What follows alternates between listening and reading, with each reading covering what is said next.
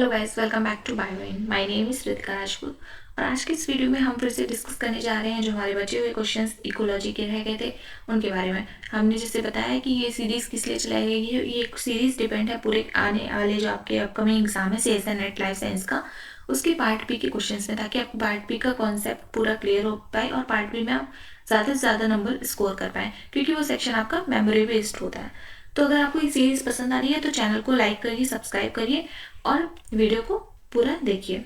और भी वीडियोस जो हैं आपके डिफरेंट टॉपिक्स पे आते रहेंगे, उसको अच्छे से पढ़ते रहिए और जितना हो सके आप अपने जो बेस है उसको क्लियर करके चलिए। चलिए बढ़ते हैं अपने पहले क्वेश्चन की तरफ। तो हमारा जो फर्स्ट क्वेश्चन है, okay, What is the interaction between species in which the fitness of one overpowers the presence and fitness of another called? तो ऐसा कौन सा इंटरेक्शन है स्पीसीज का जिसमें क्या होता है, एक इंडिविजुअल अपने फिटनेस से दूसरे के इंडिविजुअल को ओवर पावर कर लेता है, मतलब उससे ज्यादा ताकतवर हो जाता है और उसके प्रेजेंस को मायने नहीं रखता। ठीक है, तो वो कौन सा होता है आपने पढ़ा है कॉम्पिटिशन में क्या होता है, दोनों लोग आपस में एक दूसरे से झगड़ते हैं।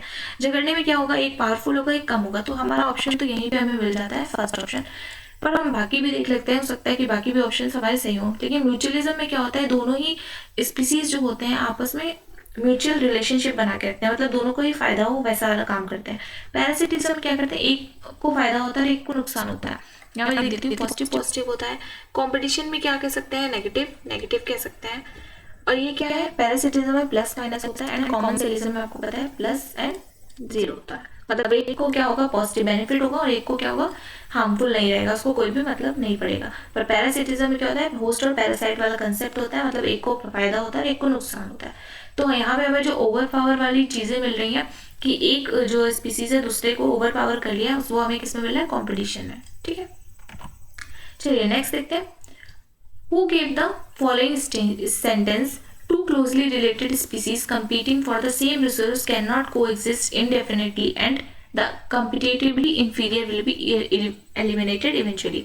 तो क्या बोला गया है कि किसने दिया था, किस थ्योरी जो है या कौन सा प्रिंसिपल ऐसा है जिसने दिया था कि दो क्लोजली रिलेटेड स्पीसीज, मतलब दो जो बहुत पास रिलेटेड स्पीसीज हैं, वो एक दूसरे को अगर सेम रिसोर्स के लिए कम्पीट कर रही है तो वो कभी भी एक साथ नहीं रह सकती हैं। अगर दोनों ही स्पीसीज को सेम चीज चाहिए, सेम रिसोर्सेज चाहिए, तो वो को एग्जिस्ट नहीं कर सकती हैं। क्या होगा, कभी ना कभी वो कंपटीशन करेंगी और जो आपकी इंफीरियर वाली होगी वो इवेंचुअली एलिमिनेट हो जाएगी। तो ये प्रिंसिपल किसने दिया था? क्या गॉस कॉम्पिटिटिव एक्सक्लूजन प्रिंसिपल ने दिया था, म्यूटेशन थ्योरी ने दी थी, या फिर थ्योरी ऑफ स्पेशल क्रिएशन, या फिर थ्योरी ऑफ ऑर्गेनिक इवोल्यूशन?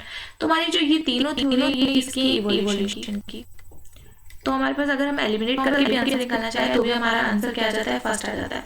और वैसे भी हमें ये गॉस कॉम्पिटिटिव एक्सक्लूजन प्रिंसिपल इतना इंपॉर्टेंट है कि आपने अगर इकोलॉजी पढ़ी है तो आपने ये जरूर पढ़ा होगा। तो ये वाला जो गॉस कॉम्पिटिटिव एक्सक्लूजन प्रिंसिपल है, ये नाम में ही देखिए कॉम्पिटिशन दिख रहा है ये और एक्सक्लूजन दिख रहा है, मतलब कॉम्पिटिशन वाला क्या कर देगा, इंफीरियर वाले को कॉम्पिटिशन करके क्या कर देगा, एक्सक्लूड कर देगा। ठीक है, नेक्स्ट देखिए, एक्सप्लॉयटेशन कंपटीशन के बारे में पूछा है। Exploitation competition does occur indirectly. क्या होता है एक्सप्लॉयटेशन कंपटीशन? वो कंपटीशन होता है जब क्या होता है, ऑर्गेनिज्म या इंडिविजुअल एक ही स्पेस के लिए, एक ही रिसोर्स के लिए आपस में कंपटीशन करते हैं। तो क्या लिखा है, one individual prevent the survival and reproduction of other. क्या एक इंडिविजुअल दूसरे इंडिविजुअल का प्रिवेंट करता है रिप्रोडक्शन या सर्वाइवल? नहीं। Two species have common prey. अगर दो स्पीसीज के पास कॉमन प्रे है तो क्या ये एक्सप्लॉयटेशन कंपटीशन हो रहा है? नहीं। Two separate species compete for different resources. अगर दो सेपरेट स्पीसीज दोनों अलग अलग रिसोर्सेज के लिए क्यों कम्पीट करेंगी, उनका कोई मतलब ही नहीं होता। दो सेपरेट स्पीसीज है और कम्पीट भी कर रही है डिफरेंट रिसोर्सेज के लिए, कोई मतलब नहीं है। Organism compete for common resources, ये वाली बात ठीक है। कॉमन स्पेस के लिए अगर एक ऑर्गेनिज्म क्या कर रहा है, कम्पीट कर रहा है, तो वो क्या कहलाता है, एक्सप्लॉयटेशन कॉम्पिटिशन कहलाता है। देखिए यहाँ पे लिखा भी हुआ है कि exploitation competition occur when individual interact indirectly as they compete for common resources like territory, prey or food. Okay, चलिए नेक्स्ट क्वेश्चन देखते हैं। What is the competition between the individual of two separate species for sharing the same resources in the same area known? क्या बोलते हैं, competition करा रहे हैं individual का, जो टू सेपरेट स्पीसीज मतलब अलग अलग स्पीसीज है पर सेम रिसोर्स के लिए लड़ रही है, तो उनको क्या बोलेंगे हम, इंटर स्पेसिफिक कंपटीशन। ठीक है। अगर यहाँ पे 2 सेपरेट स्पीसीज ना होता, क्या होता, सेम स्पीसीज होता और सेम रिसोर्सेज के लिए लड़ रही होती तो कैसे हो जाती, इंट्रा। पर अगर यहाँ पे सेपरेट स्पीसीज है और सेम रिसोर्स के लिए लड़ रही है तो वो क्या हो जाएंगी, इंटर स्पेसिफिक। ओके, चलिए आगे बढ़ते हैं। Which relationship does an orchid growing as an epiphyte on a tree describe. Epiphyte के ऑर्चिड, आपको पता होगा ऑर्चिड एक प्लांट होता है। एपीफाइट क्या होते हैं, एपीफाइट ऐसे प्लांट्स होते हैं जो दूसरे प्लांट्स का सहारा लेके ऊपर बढ़ते हैं, ठीक है। तो एक एपीफाइट प्लांट है जो ऑर्चिड का सहारा लेके ऊपर बढ़ रहा है, तो ये कैसा आपको बताना है, कैसा रिलेशनशिप है या कैसा इंटरेक्शन है। तो इसमें क्या होगा, एपीफाइट को तो फायदा होगा पर इसको कोई भी नुकसान नहीं हो रहा है, ठीक है। मतलब इसको कोई फर्क नहीं पड़ रहा उसका सहारा लेके कोई निकला, क्योंकि एपीफाइट उसको कोई नुकसान नहीं पहुंचा रहा है।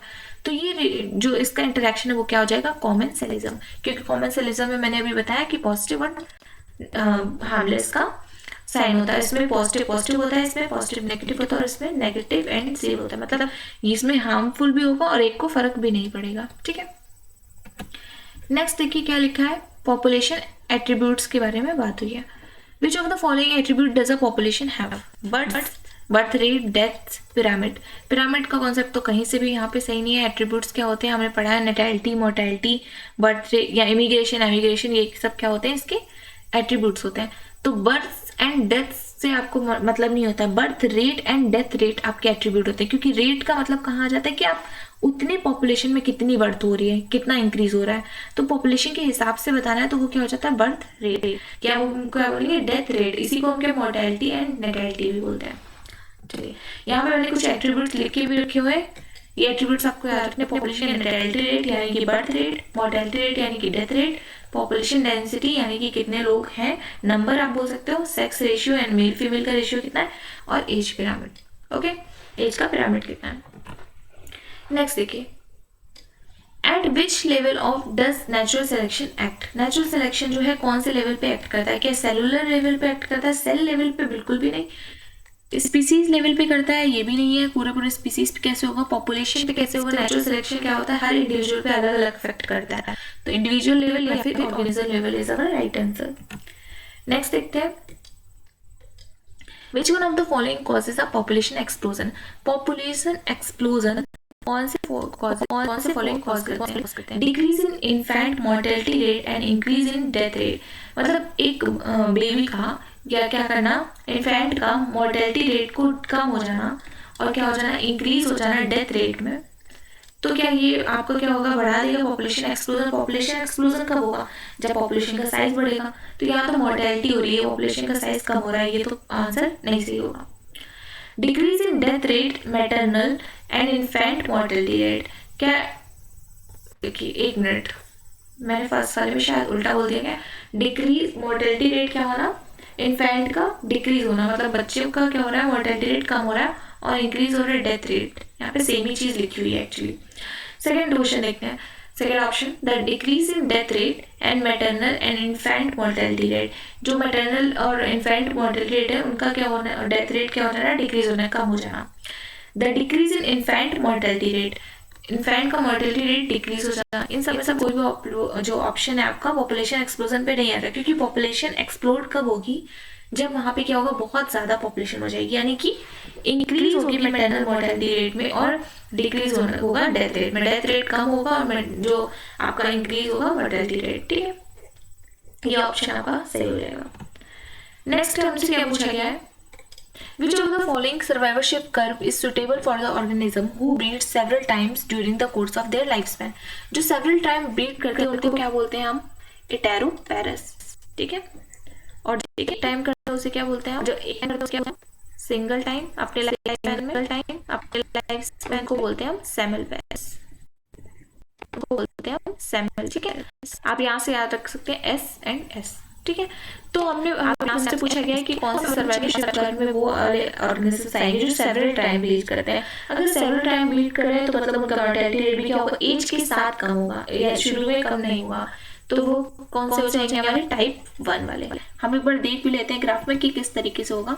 ये आपका जो सर्वाइवलशिप कर्व है, यहाँ आपकी यंग एज है, यहाँ आपकी ओल्ड एज है, एज दी हुई है जैसे जैसे जैसे आपका सर्वाइव करने का क्षमता है। अब देखिए यहाँ वाला जो हाई सर्वाइवरशिप कर्व है, ये वाला जो होता है जो टाइप आता है, ठीक है। इसमें क्या हो रहा है, एज के साथ साथ आपकी जो क्षमता है वो बढ़ रही है। जैसी एज आ रही है वैसी वैसी रेट या मोर्टेलिटी रेट या सर्वाइव करने की क्षमता कम हो रही है। हमारी ह्यूमन बीइंग्स पे भी होता है।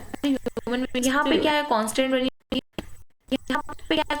यहाँ पे क्या होता है आपका डिक्रीज हो। पहले यंग वंस जो होते हैं वो डिक्रीज होते हैं और जाके जब उनका एज बढ़ने लगता है तब वो जाके अपनी जो रेट है उसको बढ़ाते हैं, ठीक है। तो हम अगर आप इटेरोपेरेस मानेंगे तो वो किस में आएगा टाइप इटेरोपेरेस, यानी कि breed several times in their life span. Next question देखते हैं।